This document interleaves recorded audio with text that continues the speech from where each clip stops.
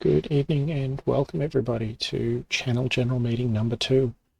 So welcome to the second Channel General Meeting. It's the aim of this video series is for a deliberate way for subscribers and viewers can ask for me to do things to help them.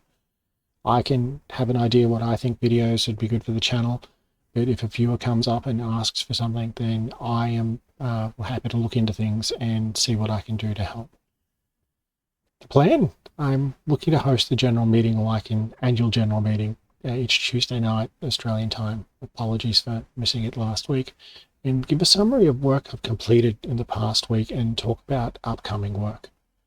So as a quick summary from the previous meeting, I had a plan to publish a few word versus word videos. For example, where versus where, and when you use words that sound identical or very similar, and when you should use each particular one.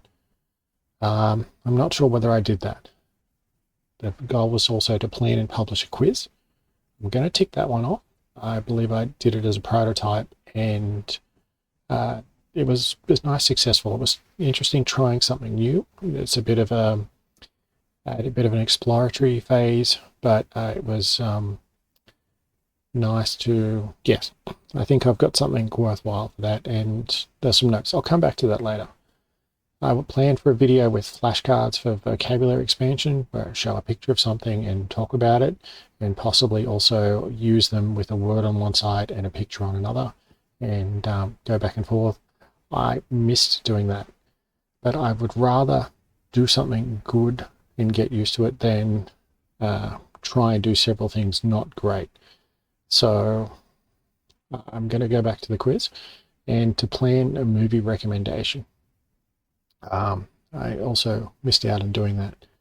One other thing I did do though is open the floor to others to leave a comment with requests, and I'm planning to have a pinned comment with some extra information. I did that for the video before, and I'm going to look to do it again and look to have it as a normal part of the channel. That'll be the first place I'll look to for people to ask for things. I saw a comment on one of my other videos, and I'll get to that soon. So I don't want to say if you do that, I'll never see it, but I'm saying this will be the first place I'll look.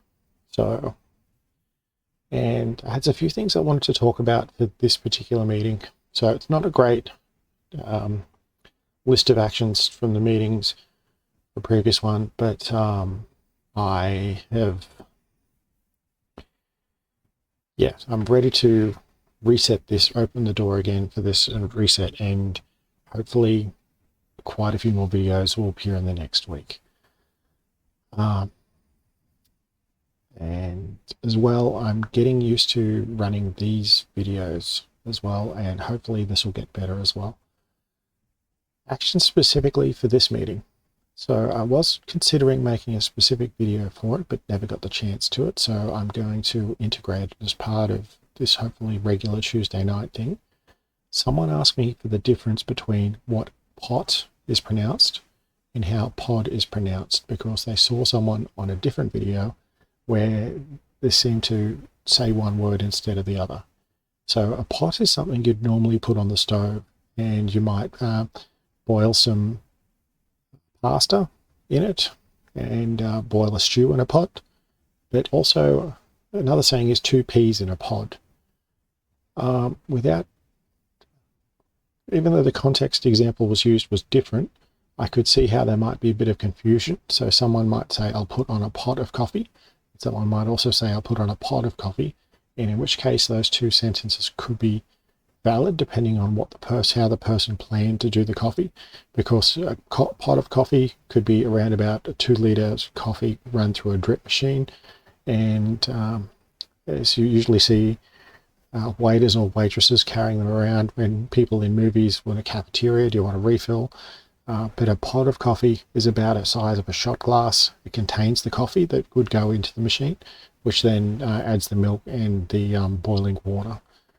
So it seems to be a relatively new way of doing it, where you can put a shot in there, and it does have its place where I might want a particular strength of coffee and someone else could do it. And that way with the pods of coffee, we both get the exact coffee that we're after, rather than having to do 2 separate batches of. But that's yeah. So pot and pod.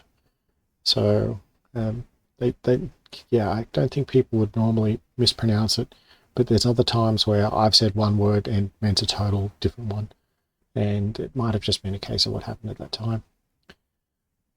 Last week was Remembrance Day, so on the 11th of November, and it's a day where people remember the soldiers and victims of people that have gone to war and or died as part of war.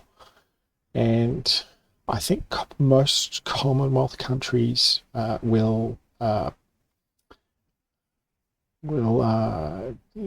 gets a mention. I know in the United Kingdom, the King had some official duties that were related with it, and it's held on the 11th of November. And that comes about because the 11th of November at 11 a.m. was when World War One, and some people have called the Great War as well as the War to End All Wars, came to an end. In World War One, the Anzacs were formed, and that's become a large part of Australia's national spirit, where it stands for the Australia and New Zealand Army Corps. So even though the war was centred in Europe, Britain put a call out to the Commonwealth countries and raised armies through that, and the Australians and New Zealanders came under a banner. And our first sort of the theatre of war, or our first big challenge set for us, was to land at Gallipoli and go into Turkey and open up another front, because World War One had gotten into a stalemate with the trench warfare between Germany and France, and we were to, I think, the thinking was to get in to see the Germans through the back way and try and get them to open up, have some other movement, because things had been fairly steady for several months. I think, I'm not quite a historian, but this is just a bit of a recollection of what's going on. So my understanding is that the landing party was dropped off at the wrong spot, and instead of a relatively flat plain, they landed in a cliff area. So when they went in, they were initially trying to pretty much climb up a very steep hill, and the Turks were there and were able to react relatively quickly, and the Gallipoli theatre as well turned into a stalemate.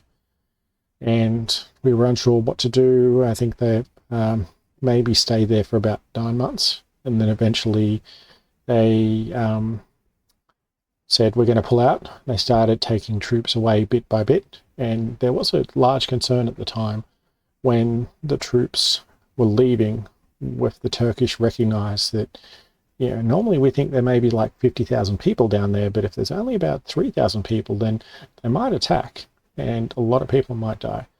But they came up with several tactics and strategies, like the drip rifle, to convince the Turkish that everything was there. It was just a normal night. There wasn't thousands of hundreds of people leaving each night, but the Anzacs did manage to get away successfully, and they later went on to the European and joined fighting at the Western Front. And that was seen by some as the sort of birth of Australia, or sort of stepping into our own country rather than just being a colony of Britain. And that was a notable part of Australian history for something worth a look at. So I'll just tick both those off there. It was a bit of an ad lib, and I'll be listening back to it again to see how I go. I know it's included a few ums, but there we go. And yeah, hopefully I'm on my way to becoming a bit of a better public speaker.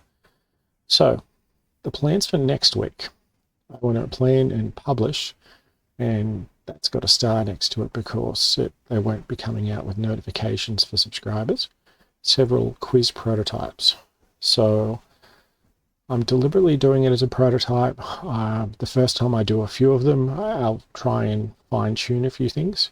So I might republish them later, and hopefully that'll have a bit better production value, but hopefully I can make a few mistakes early and correct them without trying to strive for perfection early. So, but I will mention what happens in the next general meeting. So in a week's time, I'll be coming back here again and saying what I've got to recorded, so, and published as well. And that's it for the moment. If anyone else has anything urgent, it brings pretty much the meeting to a close. If anyone has anything urgent or anything they think I can help out with, leave a comment, and I'll try and get back and see what I can do to help out. So thanks for watching, and yeah, look forward to next week.